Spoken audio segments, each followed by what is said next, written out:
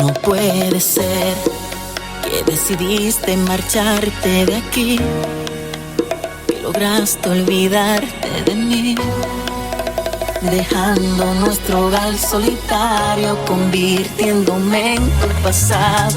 Y yo hoy no pongo en dejarte escapar, porque vivir